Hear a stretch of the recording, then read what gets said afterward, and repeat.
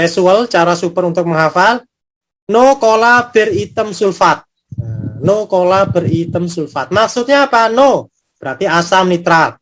Cola asam klorida. Bir HB asam bromida, lalu asam iodida dan asam sulfat. Sebelum menyaksikan video menarik ini, alangkah lebih baiknya kalau Anda subscribe channel kami, lalu klik tombol lonceng all, sehingga Anda mendapatkan update informasi video-video terbaru dari kami ya. Jadilah orang yang pertama dapat update informasi tersebut.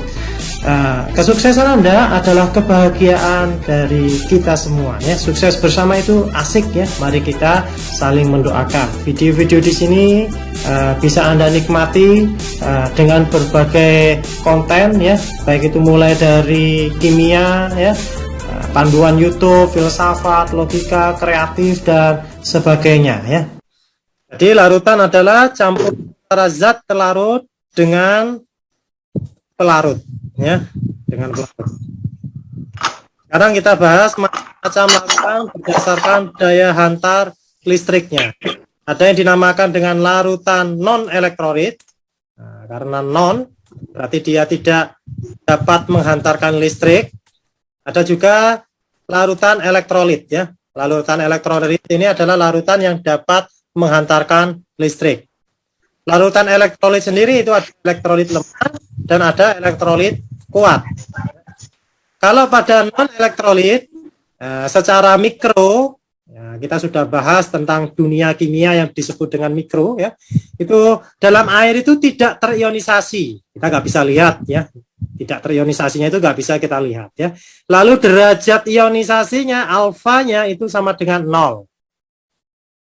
Cirinya pada alat uji ini skala makro bisa kita lihat ya. Pada skala makro lampu tidak menyala dan tidak ada gelembung gas ya. Jika ada dua elektroda diletakkan pada larutan elektrolit, dihubungkan juga dengan listrik ya, baik itu dari baterai ataupun yang lain, maka lampu tidak menyala ya. Tidak ada gelembung gas. Beda dengan larutan elektrolit. Kalau dalam elektrolit lemah itu terionisasi sebagian ya.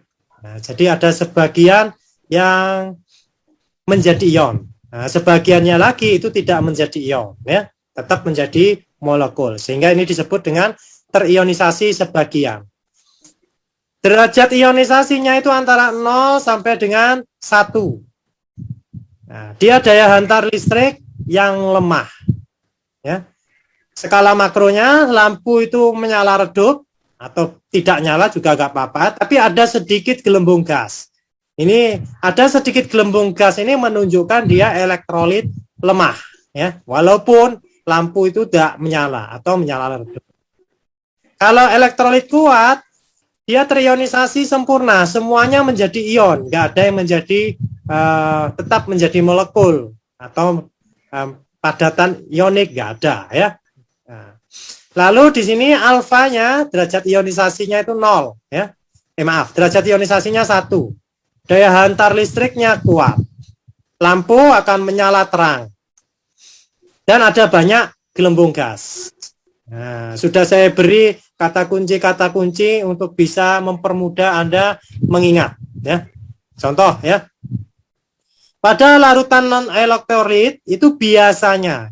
Nah, ini ya sekali lagi saya beri kata kunci di sini adalah biasanya. Berarti semuanya teman-teman. Enggak semuanya itu seperti ini, maksudnya demikian ya. Biasanya mengandung karbon, hidrogen dan oksigen seperti glukosa. 6H12O6 ya, alkohol. Kecuali, ya ini ada pengecualiannya. Kecuali walaupun ini mengandung mengandung CH dan O, dia bersifat elektrolit ya. Contohnya asam ya, asam organik. Asam organik seperti asam asetat ini bukan non elektrolit, tapi dia elektrolit lemah. Nah, seperti ini. Jadi elektrolit lemah, contoh elektrolit lemah ya. Nah, asam lemah saya singkat AL ya. Kalau ada singkatan AL di sini ada asam lemah, singkatan saya sendiri. Nah, nggak baku ya, nggak apa-apa. Asam lemah seperti ini ya.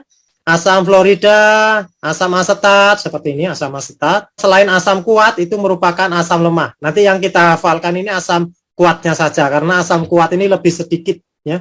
Kalau asam kuat contohnya ini ya. Ini saya sudah beri singkatan yang insya Allah mempermudah Anda ya. Singkatannya yaitu ini casual, cara super untuk menghafal. No cola beritem sulfat. No cola beritem sulfat. Maksudnya apa? No berarti asam nitrat. Cola asam klorida. Bir Hb asam bromida, lalu asam iodida dan asam sulfat. Ini adalah asam kuat ya, asam kuat. Selain ini, selain kuat itu biasanya berupa asam lemah. Jadi untuk asam itu hafalkan yang kuat ya. Nah, untuk mempermudahnya ya. Lalu ada juga basa lemah. Basa lemah ini mudah dan sedikit ya. Nah, karena sedikit Anda bisa menghafalkannya ya. Nah, saya buat hafalan. Ferdi minggat alasan nikahi Zainab. Nah, ini ya. Ferdi minggat alasan nikahi Zainab ya. Nah, maksudnya apa ini ya? Nah, besi hidroksida, magnesium hidroksida sampai dengan zinc hidroksida ini merupakan merupakan basa lemah. Selain basa lemah itu merupakan basa kuat. Basa kuat ini banyak sehingga di sini saya beri contoh sedikit selain basa lemah, selain ini ya. Nah, seperti itu.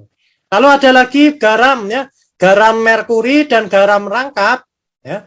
Nah, ini contoh dari garam rangkap ya, tawas. Nah, ini merupakan kalau garam yang seperti ini ya, NaCl, MgCl2 ya. Ini merupakan contoh larut elektrolit kuat.